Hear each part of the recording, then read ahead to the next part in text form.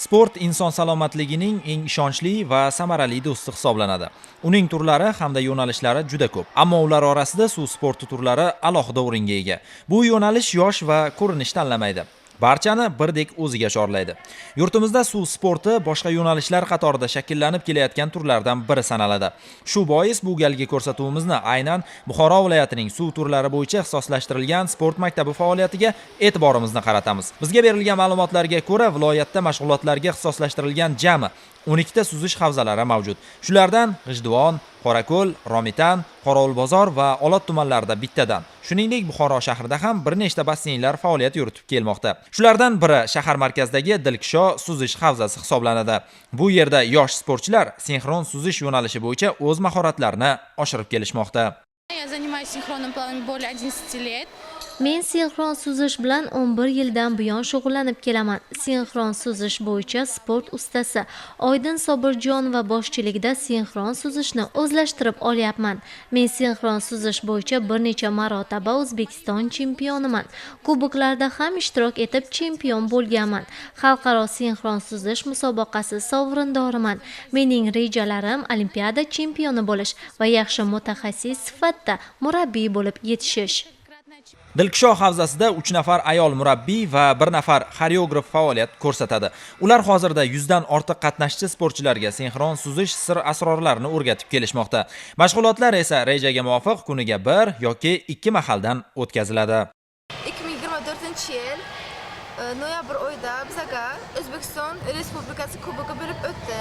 U yerda sovrinli 2-o'rinni oldim va kelajakda bo'lib o'tayotgan musobaqalarda 1-o'rinlarni olmoqchiman va o'zimni ustozim kabi taniqli murabbiy bo'lmoqchiman. Dilksho havzasida shug'ullanayotgan sportchilarning 23 nafari O'zbekiston milliy terma jamoasi a'zolari sanalishadi. Ular nafaqat ichki chempionatlar, balki nufuzli xalqaro musobaqalarda ham munosib ishtirok etib kelishmoqda. Hozirda ushbu majmuada turli birinchiliklarda g'olib va sovrindor bo'lib qaytgan sportchi qizlar talaygina. Basseynning o'ziga to'xtaladigan bo'lsak, hovuz 25 ga 11 metrli o'lchamga ega. Unda ishtirokchilar uchun barcha qulayliklar hozirlangan. Suvning harorati ham ob-havoga qarab moslashtirib boriladi. Ayni dam sinxron suzuvchi qizlar jamoasi oldinda kutib turgan musobaqalarga tayyorgarlik ko'rishmoqda.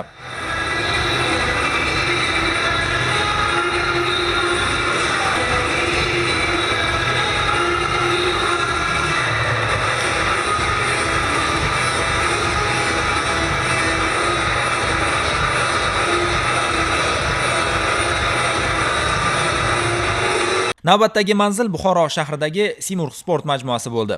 Ushbu obyektda ham 25 ga 14 o'lchamli suzish havzasi mavjud bo'lib, turli yosh toifasidagi professional va havaskor qatnashchilar suzish bilan muntazam shug'ullanib kelishmoqda. Ushbu basseynda 5 nafar murabbiylar ish yuritadi. Ularning 2 nafarini ayollar tashkil qiladi. Sportchilar soni esa 200 nafarga yaqin. Bu majmuada Dilksho havzasidan farqli ravishda erkin, bras, butterfly va chalqancha suzish turlari bo'yicha musobaqalashish ko'nikmalari o'rgatiladi. Bu sport turi bo'yicha 10 yildan beri shug'ullanib kelmoqdaman. Yaqinda trenerlik faoliyatim 2 yil bo'lib qoldi. Shu paytgacha biz ko'plab respublika chempionlarini chiqardik. Shu tariqa Osiyo chempionlarini ham chiqardik. Bu sportning bolalarga foydali, ruhan sog'lom bo'lishi, bo'yning o'sishi, uning rivojlanishi, yaxshi rivojlanishi, umurtqa pog'onasining yaxshi rivojlanishiga olib keladi. Hozir yurtimizda ko'plab suv sporti turlari va uning rivojlanishi keng tarqalmoqda. Ota-onalarga shuni maslahat berib qolamiz, keltirishsin, har doimiz basseynimiz ochiq. Ayni dam sportchilar yosh va tajribasiga ko'ra turli xil yuklamali mashg'ulotlarni o'tkazishadi. Unga ko'ra sportga endigina qadam qo'ygan va suzishni bilmaydigan yoshlarga dastlab suzish elementlari, suvga tushish va shunga o'xshash amaliyotlar o'qitiladi. Suzish sporti bilan shug'ullanadigan bolalar 7 yoshdan qabul qilinadi. 7 yosh, 8-10 yoshgacha kech emas. Biz qabul qilamiz. Bizga ko'pincha bolalar suzishni bilmaydigan bolalar keladi. Ko'pisi shulardan basseynga suzishga qo'rqadi, suzishdan. Keyin bizlar shu bolalarni olib, tayyorlab, nima deydi, psixologik tayyorlab, tushuntirib, qanday kirish kerak, nima qilish kerak, trenerlarga qanday trenerni quloq solish kerak. Shularni hammasini bitta-bitta tushuntirib, keyin suvga trenerning o'zi bilan suvga kirgizamiz. Keyin shu Bizning o'zimizda nimalarimiz bor? Anjomlarimiz bor, taxtachalarimiz bor, kalabashkalarimiz bor. O'shalar bilan suzishni sekin-sekin o'rgatamiz. To'g'ri o'rganguncha. Birinchi boshlanish oyoq bilan harakatlanish. Keyin suv tagida nafas olish, keyin doskasiz suzish. Shu bilan o'rgandiki, keyin boshqa texnika suzishlarga o'rgatib boramiz. Buxoroning respublikada o'rni oxirgi yillarda ancha yaxshilaganmiz. Hozirda bizda terma jamoamizda 4 ta sportchimiz asosiy tarkibda qatnashib kelyapti. Shulardan 2 nafari xalqaro musobaqalarga, DT Aziya bolalari musobaqasida qatnashib kelyapti. Kelgan bolalarimiz ham bor. Biz albatta harakat qilyapmiz yaxshi o'rinlarga, yaxshi natijalarga erishishga. Ana yaqinda bizga Toshkent shahrida O'zbekiston chempionati bo'ladi. Hozir shunga mashg'ulotlar olib boryapmiz. Mutaxassislarning fikrlariga ko'ra, suzish sportida yetakchi o'rinlarda turadigan davlatlarning mashg'ulot yo'nalishlari turlicha.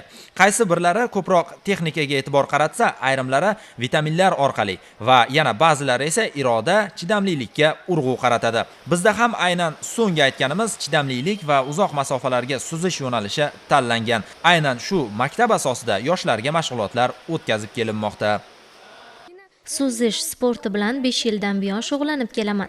Murabbiyimiz Komila Anvarovna boshchiligida suzish sport uslublarini anchagina o'zlashtirib oldim.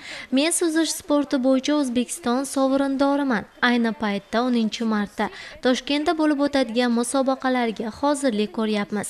Mening kelgusidagi rejalarimdan biri bu Osiyo o'yinlarida ham g'oliblikni qo'lga kiritishdan iborat.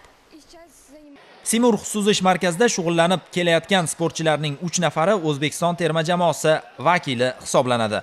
Ular ham xalqaro musobaqalarda yurtimiz sharafini munosib himoya qilib kelishmoqda. Viloyatning suv turlari bo'yicha ixtisoslashtirilgan sport maktabi o'quvchilari viloyat va respublika turnirlarida 100 dan ortiq g'olib va sovrindorlar qatoridan joy olishgan. Bu raqamlar kun sayin oshmoqda. Suzish olimpiya sport turlaridan biri ekanligini inobatga oladigan bo'lsak, sportchilarimiz uchun navbatdagi sovrinlar olimpiada medallari bo'lishini tilab qolamiz.